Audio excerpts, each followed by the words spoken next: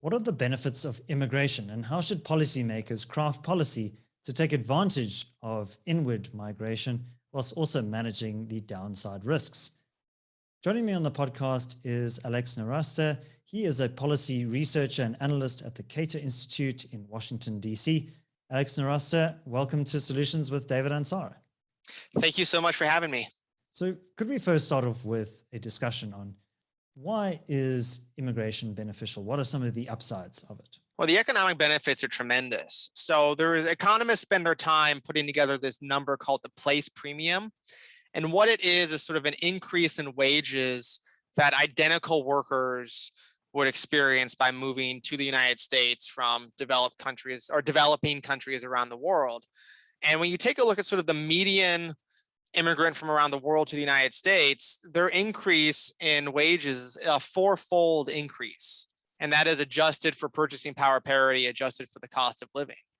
And when you sort of multiply this out by the large numbers of people who either come to the United States or who could come or who would want to come to the United States if they could, the economic benefits are tremendous. Michael Clemens, who's an economist at the Center for Global Development, took a look at these place premiums globally, built sort of a very simple general equilibrium model, just a simple economic model for the world, and estimates that sort of a global policy of, open borders, which is sort of the extreme policy, but it's just, benchmarking it, I guess, on one side, is that global gross world product, that's sort of the total amount of new economic stuff made every year that people want, would basically increase by 50 to 150% by having a regime of open borders where people can move from places where they're not that productive to places where they're more productive to maximize their incomes. And I don't think there's another single policy that would have that dramatic of an increase or that dramatic of an effect on economic output in the world. So it's really gargantuan. And it's something that doesn't require the government to really do much, except to stop enforcing immigration laws and stop enforcing immigration restrictions. So it's probably the biggest economic bang for the buck of any single policy proposal that has been talked about recently. So if it's such an obvious win for societies, why politically is there such an antipathy towards this idea of open borders? What do you think is going on there? Why the disconnect? So I think part of it is a lot of the beneficiaries of this are not people who are living in the developed countries right now, who have current control over immigration policy through their votes. So some of these benefits, these economic benefits, of course, accrue to, say, like native-born Americans or people in England or other countries. But most of them do go to the immigrants themselves who work, because they just become so much more productive. Now that spills over, of course. We all get new products, new firms get created, economic wealth. It's not zero sum. We all have these enormous benefits, but most of it is captured basically by the immigrants themselves. And so the immigrants themselves in these foreign countries who aren't here yet, they obviously don't have control of, say, immigration policy in Australia or the United States. So the biggest beneficiaries are those who don't control policy. And I think the second reason is voters don't care that much about economic policy when it comes to immigration, the economic effects, as they do about other effects, as they do about concerns over issues like security, of terrorism, of crime, of culture, and a lot of these sort of softer feelings about, what does it mean to be an American or a Canadian or an Australian, things that are impacted by large scale flows of immigration, things that are really difficult to quantify, difficult to value. But in the political process, people can place an enormous weight on these things in the sort of one person, one vote electoral systems. And I think sort of these combination of issues is why we don't have a much more open immigration policy. So Alex, how do we distinguish between different kinds of migrants? So some people might be asylum seekers fleeing war or humanitarian disaster. Others might just be pursuing a better set of economic circumstances for themselves and their families. How do we treat these different categories of people differently in terms of public policy responses? Yeah, so there's several different categories. I mean, there's one very broad category of humanitarian, and these consist of refugees, asylum seekers, people who have a well-founded fear of persecution in their home countries. Another category is sort of a skilled immigrants. These are folks who come in either on point systems, but have some sort of education that these countries want to attract. Then there's sort of like a category of lower skilled workers. These are usually temporary workers. They come in for a period of time and do a specific job, then return back to their home countries. And the last category, which is the biggest in almost every country, is the family-based category, the family reunification.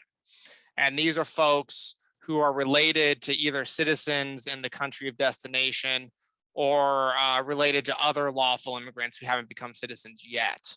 And there's really a division, at least amongst the developed countries, about how these different categories are treated.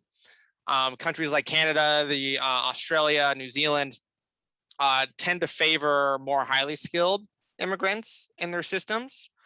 They tend to either award more points, which makes it easier for people to immigrate there if they are more highly skilled, or just don't have many opportunities for low skilled workers to come one way or the other.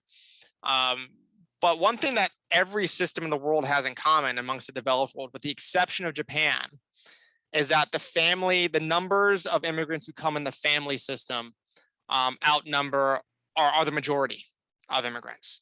So in the United States, it's quite extreme. It's about 80 to 85% are related to other Americans or other immigrants. In places like Canada, it's closer to 60%. But with the exception of Japan, they're all a majority, are the family members of immigrants or other Americans. And the way that people generally talk about it is people usually assume that high skilled immigrants are really good. Family immigrants aren't so good. Lower skilled immigrants are pretty bad. And as far as I can tell, nobody in the world really likes refugees or asylum seekers. Why do you think that is? I think part of the reason is a lot of people think that they are lying about their problems in their home country, frankly. I think a lot of people look at refugees or asylum seekers coming in and say, it probably isn't that bad there. And we don't want to have pay for any welfare benefits for you once you come to our country. And also, in a way, even if it was really bad in your home country, you should have stayed and fought for it. Which is particularly hilarious in the US context, as we are virtually all descended from people who chose not to fight for different public policies in their home countries in Europe.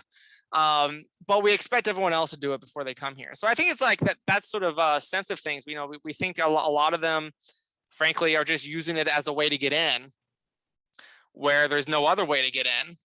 And so we think they're just sort of lying in order to try to come into the United States through the only way that's open to them, which is by pretending to be an asylum seeker. I don't think that's the case in most of the time, but there is something to that argument. I mean, it's so hard to immigrate, at least in the United States, as a low skilled worker, that I do think that there is some substitution there. I do think that some people who come as asylum seekers are definitely not legitimate asylum seekers and would be coming as low skilled workers if that were legally possible.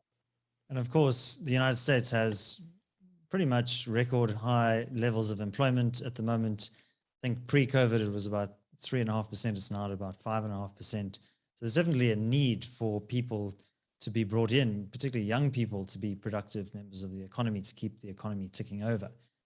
But what about some of these social considerations, Alex? I mean, one of the common objections is that culturally, a lot of immigrants are quite distinct from their host countries. They don't necessarily share the same kind of liberal attitude that you might see in Europe or North America.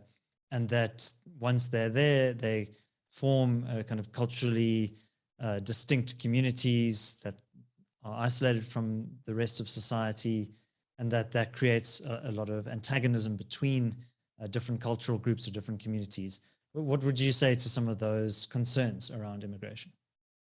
I mean, it is a concern in some countries rather than others, right? So it's really a country-specific complaint. So in places like France or the United Kingdom, these complaints are more salient than they are in places like the United States and Canada. So like, just to give you a background, I'm from Los Angeles, California. It's where I grew up. It's a very large immigrant city. About 40% of the city is foreign born. And the majority of those from Latin America.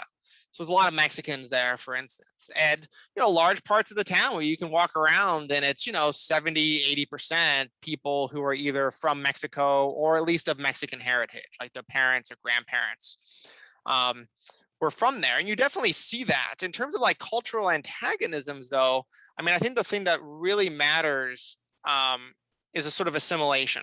How long does it take for these immigrants and their descendants to sort of assimilate broadly to American culture? And it could be in terms of values, like the liberal values you talk about, but even sort of more fundamentally, issues like language, which is probably the most important, right? Like the US is basically a monolingual society.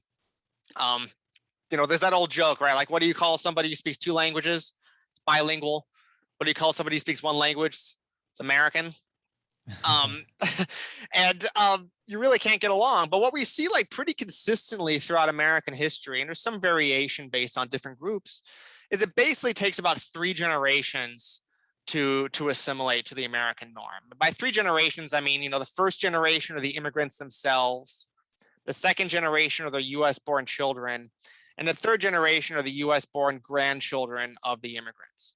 And basically by the third generation, by the time they grow up, they have incomes, education, language ability, religiosity, degrees of civic participation through voting or joining the military, family sizes that are basically indistinguishable from Americans who've been here for much longer.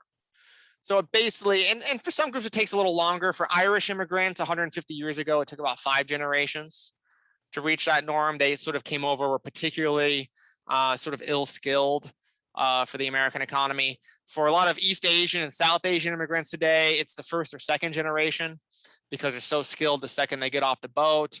For Hispanics and Mexican immigrants in the United States, it's generally to the 3rd generation. They're basically indistinguishable from Americans who've been here for a long period of time. So that's the thing that I think really matters. And we've not had an experience in the United States with immigrant groups who for long periods of time have not assimilated. And I mean, you're always going to have some weirdos. Like there's always going to be some guy who is a descendant of Italian immigrants from like 5 generations ago, who lives in New Jersey or New York City and is just like a weirdo, right? Who's just attached to Italian culture in a weird way. But those are really the exceptions. There's 30 million people in the US who have Italian ancestry of one kind or another. And the vast, vast, vast majority of them are the descendants of immigrants who have assimilated quite well into the United States and have frankly intermixed with other Americans. And this is something that we just ignore. It's not like, immigrants come in and slowly change to the American norm. There is some of that. But what also happens is, they and their kids intermarry with people who are not in that ethnic group. And the products of these marriages, the children, are sort of, between 2 worlds, but much more so in the society where they grow up in. Much more of that. So like, just to put an anecdote out there, like my father's side of the family are all Iranian immigrants. Except my dad, he was born here very shortly after they arrived. And my mother's side is all, very long settled sort of white Americans from Western and Northern Europe. And, I don't speak any Farsi. I'm not a Muslim. I don't even particularly like Persian food that much. I don't have an accent. There's really nothing I know about Persian culture except like a little bit of the history, right? I can tell you like Cyrus was the first king of Iran. That's basically like all I know. That's different than what like a normal American would know about that thing. And the thing is, that's a really unremarkable story. In fact, it's like I probably put all your American listeners to sleep because I basically told them the story of like themselves, their parents, or their grandparents, and how basically like it just washes out. And there's an enormous amount of this sort of attrition of ethnic identification. And I think part of the reason why this works so well in countries like the US, Canada, Australia, a lot of these other sort of settler societies is there's not like a blood and culture definition of what it means to be an American. It really is sort of like a civic creed type definition, or maybe like linguistic. There's a linguistic element, certainly. But that's very different from places, say, like in Western Europe, where it's much more of an ethnic identification. So I think that's why you see more problems in places like Western Europe than you do in like Canada, the United States. There's other issues, of course, economic issues of why that's the case, but I think that's one of the big ones. Yeah, and Viktor Orban, the president of Hungary, makes this argument. He says, well, there are only 10 million or so Hungarians. We have a very distinct language, culture, and traditions. And we have a right to determine who comes into our borders and who we let through. And, I think there is some salience to those arguments that, there are aspects of Hungarian culture and language that do need to be preserved. And so why shouldn't a nation state be able to determine who comes in and who can stay? Yeah, I mean, I think the big problems with that are the problems that we see with government intervention in every other sphere of the economy or society. I mean, I just don't think governments are very good at, just to put it like bluntly, like centrally planning portions of the economy. I don't think the government can pick winners and losers. I don't think it should try. I don't think it should pick up, create major firms to compete. It's just not very good at that. They get these industries and government activities are controlled by politics. They get controlled by interest groups. They get controlled by the whims of the median voter. And so it's not about efficiency or finding out what's real. And I think that's just as true, if not even more true, in the area of sort of a culture, trying to control culture, trying to plan these things. I'm sure Hungarian culture has a lot of great aspects to it. There's a lot of great things I like about American culture, right? But American culture really is sort of the confluence of sort of immigrant groups, wave after wave, mostly assimilating, but also leaving little bits of pieces behind. And part of me is like, well, I don't think any old industry deserves any protectionism. I don't think any old way of doing things in the economy deserves any kind of protectionism. I don't necessarily think that too many social norms deserve a lot of protectionism. Let's let these things compete and see what works. And part of that is competition through immigration, introducing new ideas. Part of that is this competition that happens through trade. But I think it's also important to point out that most cultural change does not happen through immigration. But I think probably the biggest cultural change that's happened in the world in the last 50 or 60 or 70 years is the invention of the birth control pill. I mean, I can't think of anything else that has more changed like male and female relations and the marriage market and everything than that. And that certainly wasn't brought places by immigration. I mean, some of the people who invented it and who worked on it were immigrants, right? But it would have happened regardless. And so we really overrate, I think, cultural changes that happen from immigration and underrate the amount that happens through like internal just change. I mean, cultures aren't static. They change all the time. I mean, one thing in the US, right, you might have been following this, but this sort of like woke culture that people talk about, this sort of like obsession with racial differences and the idea that all differences are due to like racism, basically, like anti-Black racism in the United States. And what's fascinating is when you do surveys about who believes in this stuff, it's all native-born Americans whose ancestors have been here for at least 3 generations. This is not like an immigrant import, but this is like a pretty big cultural change in the last 10 or 20 years. And it's something that has sprung up internally. So it's like very tempting, I think, for a lot of people, for politicians, for other folks to say like, oh, there's this cultural change going on. I don't like it. There's also immigration going on. It must be being brought by the immigrants. Immigrants don't really bring that much change. They basically absorb a lot of things. And most of the change happens from, our fellow native-born folks who seem to believe in a lot of crazy things and different fads that spring up out of nowhere, or scientific advances like the birth control pill. Yeah, look, I think also you must be very skeptical of politicians or leaders who proclaim to be speaking on behalf of a culture.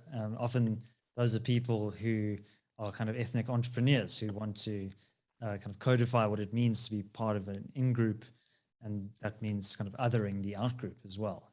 I think that's, yeah. Go ahead. Yeah, I think that's absolutely what it is. I mean, part of being a group, of course, is having some identification with others in that group, but most of it is separating yourself from others. And in a place, so ethnic politics like that just really bug me.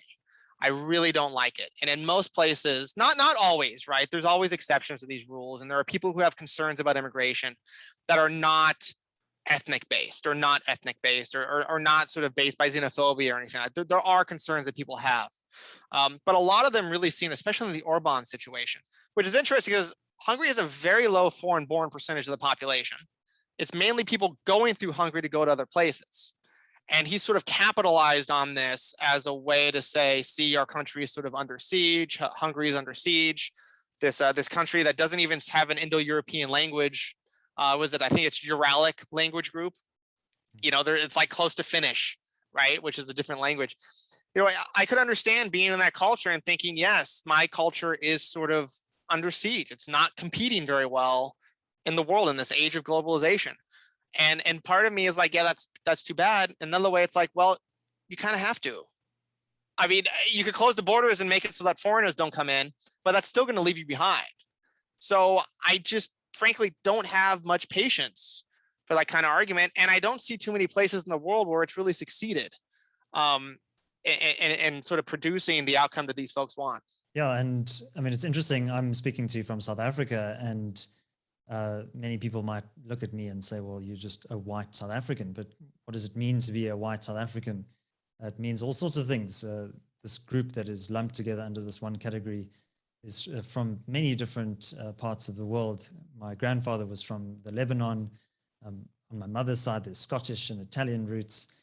So, I think one must be a bit skeptical about these labels that we throw around. And also, I myself am a beneficiary of immigration, in that my girlfriend is Kenyan, so her family came from Kenya when she was a teenager. So I'm benefiting directly from immigration policy in South Africa. Yeah, in multiple dimensions, right? I mean, South Africa is a society with large numbers of waves of immigrants. Like our au pair right now in the United States, we have 3 young kids, and our au pair who helps take care of the kids is South African, and her family is all of Indian descent, and they came about 100 years ago to South Africa. And they were Hindus, and slowly over time they became Christians. They stopped speaking the Indian language that their ancestors brought, and now they only speak English. They're all Christians, and they just think of themselves basically as South Africans, but sometimes they cook food that's a little different than what most other South Africans eat. It's basically like the only thing that's basically left. They've never even been to India, right? And don't have any family that's left there. And that's a pretty, and I remember meeting her when she came to the United States and just asking her about her experiences in South Africa and being of Indian descent. And her tales about it were pretty much what you hear about in the United States. It's like pretty similar. I mean, with the exception of her accent and some of her tastes and preferences for different things, obviously, just due to where she grew up. I mean, pretty darn American in that sense. And I'm like, we just have a ton in common just through that different experience. So that was fascinating to hear and see. And of course, I know intellectually that that's the case, but meeting people like that who don't even think it's remarkable. That's just the way it is. And that's pretty cool in my mind. Yeah, I've long been an advocate of globalization, and I think free trade is a fantastic thing. But I suppose the negative side of globalization is this kind of homogenized global culture that it creates. That you say, oh, well, we have so much in common, but isn't that just that you consume similar things, or that you're immersed in a certain set of kind of soft cultural traditions like movies and TV that are basically all over the world, and that this all kind of collapses into a kind of a monoculture. Do you think that that's an exaggerated concern? Not necessarily. I mean, I think Tyler Cowen has a good point about this in his book, Creative Destruction, where he writes that the total number of cultures around the world is shrinking due to globalization, but the diversity and range of cultural items available within each culture is increasing dramatically.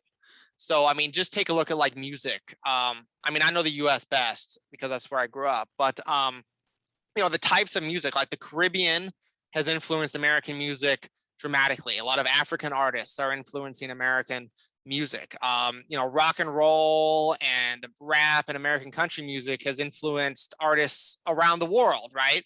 And you get sort of more variation within each culture than you were having before, where if these were all sort of isolated in their own buckets. And as a result, you get these really weird like fusions, like Zydeco, which is a type of music in New Orleans, where it's like a combination of jazz, but also the blues and rock and roll and some like traditional African forms and Caribbean forms of music.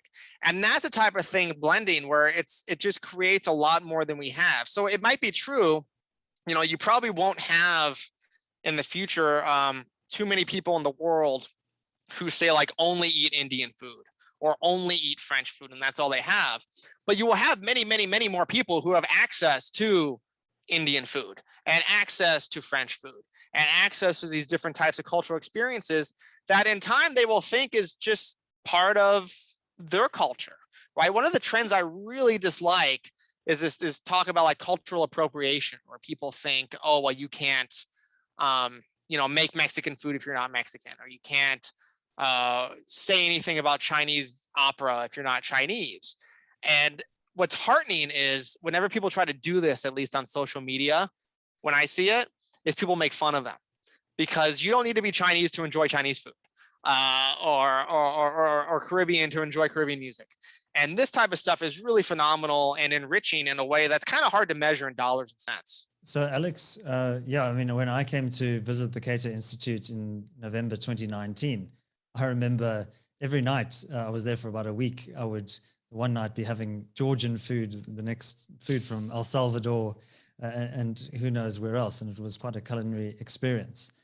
Can I change the emphasis slightly and look at the very serious question of security? And I mean, during the migration crisis in the 2010s in Europe, around 2014, 2015 or so, when the civil war in Syria was reaching its zenith, and millions of people were flooding to escape that conflict, to seek refuge and asylum in Europe. Chancellor Angela Merkel of Germany, who was kind of the de facto leader of Europe, she just said, well, everyone must come. We don't need to have an explanation or a reason. The fact that you are coming is reason enough. And you had people lining up at the Munich train station, cheering as immigrants came in. But this had quite a profound impact on German society. We had the incident in Cologne in 2015, 2016 New Year, a number of sexual assaults that were reported there, mostly by Muslim men. Many of these young men have experienced extreme conflict and violence in their home countries, and have seen things unimaginable to you and I. And it's perhaps naive to think that they would, be a kind of normal or somehow unaffected by those experiences. So, I mean, there seem to be some pretty serious negative externalities there in terms of security. And there have been a number of terrorist attacks in France, for example, all perpetrated by young Muslim men who have come to those countries, often through official channels. So, I mean, what do we say about some of these security concerns? Are they legitimate? And how do we deal with them in a policy level and also at a social level? Right. So there absolutely are security concerns. I mean, anything where you have people involved, right, there's going to be security concerns. Some people, in any large number of people, you're going to find, some murderers, some criminals, some terrorists. It's, of course, important to keep sort of the scale of the risk in mind when considering whether it's still a net benefit to allow these folks in. So to give you an example, from in Germany, from 2015, which was when Angela Merkel first said that a large number of Syrians can come, from 2015 to 2021, to the beginning of 2021, there were a total of 36 people murdered in terrorist attacks in Germany on German soil, and 142 people who were injured. So the annual chance of being murdered in a terrorist attack on German soil, was about 1 in 16.1 million per year. So 1 in 16.1, not that big of a risk. It's about, the risk of being killed in a normal homicide is about 150 times greater than that. But one of the more interesting things when you dig into that, native-born ethnic Germans are responsible for 61% of the people who are actually killed in a lot of those attacks. So what's one of the interesting dynamics, at least so far in Germany, in recent years since this, is the majority of the people seem to have been terrorists, sort of, inspired by the number of people coming in, which is sort of a very odd angle, because I've studied terrorism for a long time, and most terrorism, at least in the United States, most of the deaths anyway, are due to people who are Muslims, who are sort of committing their attacks for Islamist reasons. In Germany in recent years, it's been sort of people who are very upset about the Muslim immigration who are attacking. But that still means that about 39% of them were carried out entirely by, Muslims, either not so much Syrians, but also just longer settled folks of a sort of Muslim background. So that definitely is a fear, and that is a worry. And it is something that I think is very legitimate for governments to try to weed people out from. So try to weed people out who are threats to life, liberty, and private property, national security threats, and health threats, I think are things where the government absolutely governments everywhere have an obligation and a responsibility to keep individuals who are risks or threats in that sense out. But in the same token, there are always going to be some who come through. And the risk from that in terms of higher crime or higher terrorism or anything is very manageable in the way it is. So I would say we could have much higher levels of terrorism from immigration, and it would still pass a cost benefit test. So one of the countries that actually has sort of the highest levels of terrorism committed by foreign-born people is actually the United States. And that's because of 9/11, which is such an outlier attack. And 9/11 attacks killed about 2,000, I believe it was 2,976 people, if I'm remembering correctly, carried out by 19 foreign-born people. And that accounts for about 98% of all people who died in terrorist attacks committed by foreigners on US soil. So it really is a large number of people killed by one attack committed by 19 foreign-born people 20 years ago almost. And that, so it's about 1 in 3.8 million chance per year of being murdered in a terrorist attack committed by a foreigner on US soil, compared to about 1 in 16.1 million in Germany. And I think that's both of those are acceptable risks given the enormous benefits of immigration, both to the immigrants, but also to the people in these host societies. But these governments need to be vigilant about it. And I think a larger legal immigrant flow makes it a lot easier to have security checks to make sure that the people who are coming in are above board, they are who they say they are from the places they say they're from, and you can check out their backgrounds a little bit. You can't really do that in a big black market of illegal immigrants, but you can do it a lot better when it's legal. So it's a risk, but I think it's an acceptable risk given the large degree of benefits. So it would be remiss of us to not speak about Donald Trump, who made immigration one of the centerpieces of his campaign to become president in 2016, and really seemed to galvanize and mobilize a lot of voters around issues around the wall, the border with Mexico, banning travel from designated countries. This was pre-COVID, of course, when that became commonplace. But what do you think, looking back now that the dust has settled somewhat in his presidency, on some of the policies that he tried to implement? Do you think that those were just kind of tilting at windmills, or do you think that he was tapping into a kind of a sentiment that was genuine in America? I think he was tapping into a sentiment that is very strongly held by a small number of people, but who care about it to the exclusion of everything else. So we often think about sort of just these broad opinion polls or surveys about what people think about different policy and democracy, but that doesn't measure the intensity of belief. And somebody who believes in something to the exclusion of everything else is just going to have a much bigger impact on policy. And in the United States, folks who are opposed to immigration, it is usually their number one issue. While those people who are supportive of more liberal and open immigration, it's usually like their third or fourth biggest issue. It's just not as important to them. And Trump, I think, really took advantage of that. He saw those folks in the Republican Party. But I also think there's this sort of an entrepreneurial element to Trump, where he just convinced a lot of people that immigration was a big problem. And once he got the Republican nomination, all the Republicans basically fell in line behind this. Because what's fascinating is you take a look at the broad Gallup polls, the surveys of Americans and what they think about immigration, and it's been improving for about 25 years. People being more and more and more positive about immigration, Republicans, everybody, compared to what it was 25 years ago. But it's that intensity, I think, that people like myself really missed out on, is that you can really galvanize a small number of people to believe in something or to act on it if they really believe on it. And that's what I think we really saw. I mean, and just to make it clear, I mean, Trump wanted to cut legal immigration to the United States by about 65%. And what he ended up doing by the end of his term was reducing legal immigration by about 90%. And part of that is due to COVID powers that he put in place, et cetera. Actually, mostly due to COVID.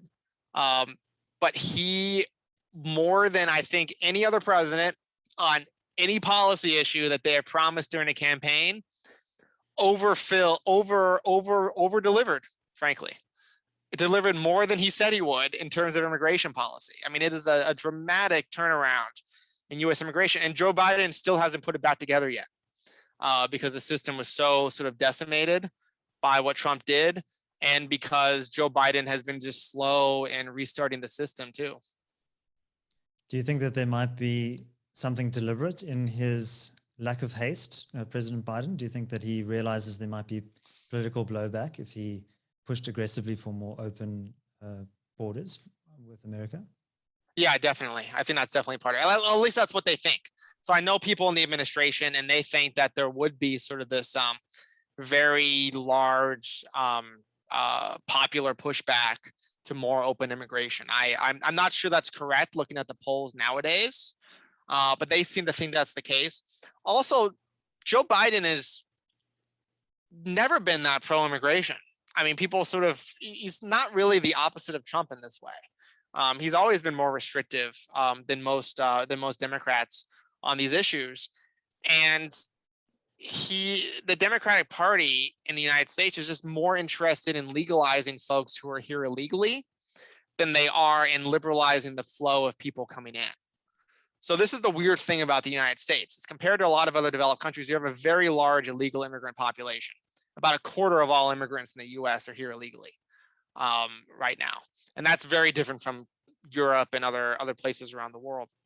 People don't disagree that much about the legal immigration system. I mean, Trump did, and some ideologues do, but that's not really the big issue that people talk about. It's what do you do about the people who are here?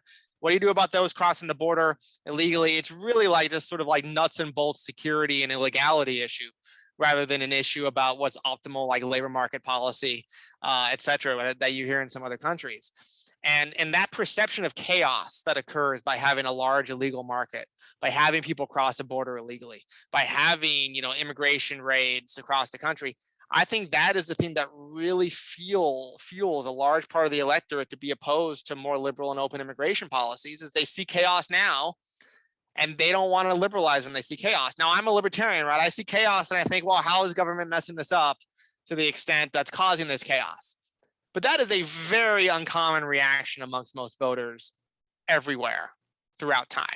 And the common reaction tends to be, when you see chaos, you oppose liberalization and support crackdowns. And that seems to be, I think that's also something that can explain part of the Trump legacy. Well, Alex, we live in a chaotic world, and a few weeks ago, we saw the events playing out in Kabul in Afghanistan, where, and I think very powerfully and tragically, you saw people hanging on to the landing gear of the fleeing American bomber planes and transport planes. And, I think that really powerfully underscored people's desire for freedom, that they were willing to take that level of risk to escape the tyranny that had overwhelmed that country. And, but conversely, you also have some pretty odious individuals in Afghanistan now, the Taliban, who represent a security threat to the United States and other Western nations. And so, just reflecting back on our earlier comments about Angela Merkel's policy, you have to have some kind of way of differentiating between that ordinary person who just yearns for freedom and that terrorist who might want to inflict harm on you and your fellow citizens. Absolutely. And that's, I think, an important role for the government to play on this issue. But I think it's something that's made easier by having a larger legal system where folks can get a visa. If you're not a security threat, you can come to the country. But you have to just be checked out a little bit first. That's sort of like screening, and it's not going to be perfect. There are always going to be people who are criminals, or who will become terrorists, or whose children may become terrorists, right? In years hence, or whose great-grandchildren might be, right? You're never going to have a perfectly secure system. You just have to weigh the costs versus the benefits and come up to a conclusion about this. And the fact is, you know, terrorism's a horrible challenge in the world today, but it's one that's fairly small and fairly manageable, given the benefits on the other side. And given the risks versus the rewards, increasing lawful immigration for Afghanistan for the United States makes a lot of sense. I mean, just taking a look at the evidence, right? And the past is not a guarantee of what's going to happen in the future. All we have is data, though, and some models that talk about this. But 0 Americans have been killed in a terrorist attack on U.S. soil committed by a person born in Afghanistan. 0. There have been a few attempted attacks by people, 3 specifically, 3 individuals from Afghanistan. But that's a pretty small risk. It could be because we haven't let in many of them. It could be because the folks we've let in have been very well checked out. But there's certainly not the evidence that they are this major security threat that a lot of folks are trying to make it out to seem. And I think in these cases, right, the evidence has to be, I think we err, you know, as sort of classical liberals or libertarians, we have to sort of err on the side of not having government restrictions, but make it so that the government has to prove something. You know, it has to show that you are a bad person or a threat, or there's a good chance that you'll do something. And I think that should matter in immigration as well. You know, I think the burden of proof is on the state to say you can't come. And it has to be for a pretty good reason. And security is a good reason. But it's on them to make that case. And I don't think it can be done arbitrarily. I don't think it should be done willy-nilly. And I don't think blanket bans of the type that Trump, or frankly, lots of politicians have done throughout history. Yeah, Alex, one of the themes of this podcast is that there are no silver bullet solutions, and that often these public policy discussions involve difficult trade-offs, balancing benefits with risks, and sometimes there isn't an easy answer. You just got to muddle your way through. It doesn't mean you shouldn't try, but you must just be a bit humble in terms of the scope of your ambition of what you can actually achieve. Yeah, that's right. The world is nothing but trade-offs. You know, and the thing is, like, what we know for sure about the downsides or keeping immigration policy as it is or more closed is you will be for sure trapping very large numbers of people in extreme, I mean, by our standards, pretty extreme poverty. You'll be denying Americans or other people in developed countries the ability to contract with and deal with large numbers of people on the basis that they choose to be able, they would not be able to use their property most efficiently. You will diminish freedom of contract, freedom of association dramatically, and really impose large economic deadweight loss on the world and on the societies where these people are going to and on where they're coming from. And that's known. We know that. The only question is whether there's sort of like some very other large cost that could be incurred by these people coming. And I think the evidence for that is very wanting. It's very weak. A lot of it is anecdote driven. There really aren't any systematic studies done about increases in crime or terrorism to make it so that these costs would be like enormous. I mean, just taking a look at the United States, right? If we just take a look at what's called the immigration surplus, which is the economic benefits specifically to native-born Americans and higher wages each year due to immigration. If we were to take a look at terrorism, like how many terrorist attacks would there have to be for that immigration surplus to be outweighed or to be equal to the numbers of deaths from terrorism? We'd basically have to have more than one 9/11 every year style attack. While the average, of course, is, and 9/11 killed almost 3,000 people. The average number of people killed in terrorist attacks in the United States every year is about 80 total. So we'd have to have, I mean, the number of additional terrorist attacks we would have to have, and number of people dying would be, what is that, like about 30 to 35 times more greater numbers of deaths. So, I mean, it's pretty one-sided. Now, that doesn't mean that it couldn't happen. Of course it could happen, but the chances of that are pretty small, but we know the benefits are large. So in that, you know, in my mind, if it's anything else, I say, let's do it. because it's so lopsided. And I think a lot more people should pay attention to those benefits. So Alex, I'm talking to you from Johannesburg, and unfortunately, every few years or so, there is an eruption of xenophobic violence. South Africa's socioeconomic conditions have deteriorated over the last decade or so. Unemployment is at record high levels, and there's competition for scarce resources, scarce job opportunities. And some of those ethnic entrepreneurs that we spoke about earlier tend to mobilize people and their disaffections against immigrants. Something I'd like to ask you is open borders a luxury that perhaps only developed economies can afford? You mentioned Japan as an outlier, an exception. Many Asian countries have very closed border policies. But what about poor countries and developing countries or middle income countries? What about them? Do you think that they can afford to justify having higher walls and perhaps very small open doors? Or do you think that they should just open up as you're advocating for the United States? So yeah, interesting question. What's interesting actually is in Eastern Asia, there's quite a diversity of policies. Just real quick, so Singapore has, very open door policy. Singapore is about 47% foreign born, which is more than any American city. 47% is dramatic. That's very high levels. And they seem to be doing well. Whereas, like Japan, it's basically like 1.5% foreign born. In Korea, it's like 1%. So there's like quite a dramatic difference there across the world. But in terms of poor countries, I actually wrote one paper about sort of open borders or more liberal immigration policy in a developing country. And I focused on Jordan, which is an interesting country where in 1990, they got a large number of refugees from the first Gulf War. They were sort of Palestinians who had settled in Kuwait, and there was their descendants who went to Jordan all of a sudden. And Jordan, of course, has its problems like a lot of Middle Eastern countries do.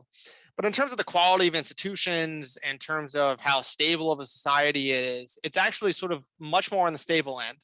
And for Muslim countries in the Middle East, it's the freest in terms of the economic freedom score. And in large parts, those liberalizations that produced that amount of freedom happened after the massive surge of refugees and immigrants there, in part because that country realized that they've been having these sort of import substitution industrialization policies, closed borders, not much trade, not much foreign investment, very sort of a state-led attempt at development that of course had been failing forever.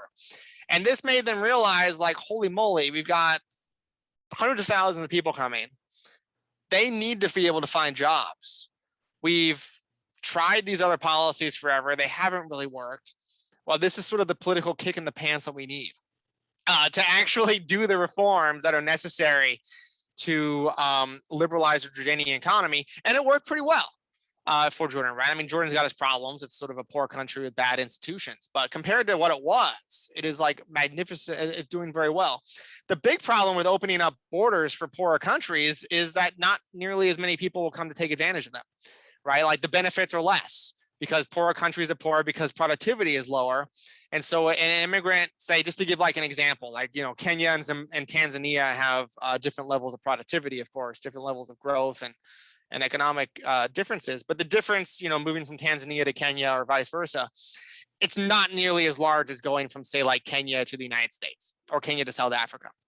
So I think there are scopes for benefit for developing countries that are poor to open up their borders. It's just much less than there is in other countries. And I think part of the reason why you have so many of these problems, at least in places like Ghana, where you used to have large numbers of illegal immigrants, or like in West Africa, Ghana, Ivory Coast, and some of these other countries, is a lot of people just work in the black market forever as illegal immigrants. Just like they do, just like normal people do in these societies, like these large black markets because of the laws on the books. And I think a little bit more openness, a little bit more flexibility in international labor markets, more flexibility in these ways will help solve, I think, some of those problems. But the benefits are just going to be a lot smaller than if the developed world opens up their borders to the developing world. So if I had like a magic wand, right, and I could say, okay, the US should open its borders, or like all of the developing world would open its borders, I'd say the US should. because I think the benefits for everybody would be just so much larger because the scope for economic gains are so much more vast by coming to the United States. Yeah, and my brother lives in South Korea, and he's been there as an English teacher for nearly 10 years now, and he's nowhere closer to becoming a resident of that country, even though he speaks some Korean and has lived there for a good portion of his adult life. So, Alex, are there any final thoughts that you'd like to add? I mean, what would be your prescription to policymakers in a nutshell around immigration policy? So my big prescription is that we need to liberalize immigration around the world, but most especially in the developed world. It should be a lot easier for people to immigrate legally, to be able to work, even if it's for temporary periods of time. We don't have to have immigration that's permanent. We can have a lot more of it that's temporary. That these benefits are enormous. They accrue to people who live in these countries already. They also accrue mostly to the immigrants who are coming there. And it's something that's not charity. It's not something that we do for other people, but it's in our self-interest as well. And I just implore policymakers around the world to not leave these trillion-dollar bills hanging out on the sidewalk, but to just bend down and pick them up, because all it requires is the government doing a lot less, a lot less immigration enforcement, a lot fewer border checks, a lot less bureaucracy involved. And if we do these things, I think we can live in a much richer and more prosperous world. It's the type of world that I want to live in. We're making strides toward it already, but I think we can get there a lot quicker if we allow for more liberal immigration. Alex Nowrasteh, thank you very much for sharing your arguments and your perspectives with us. I think what really struck me is that a lot of conversations around immigration are zero sum, whereas your approach, I think, is positive sum. It takes into account, yes, there are some risks, but you have to balance that with the upside as well. And I think it's a very powerful argument, and we wish you well with your research and with your work. And thank you for joining me on Solutions with David Ansara. Well, thank you so much for having me. This was quite a lot of fun. If you enjoyed this commentary, please do give this video a like if you're watching on YouTube, and subscribe to the channel there. And if you're listening on your preferred podcast platform, please do subscribe to the show on that platform as well and give us a 5-star review. My name is David Ansara. This is Solutions with David Ansara. Until next week, take care.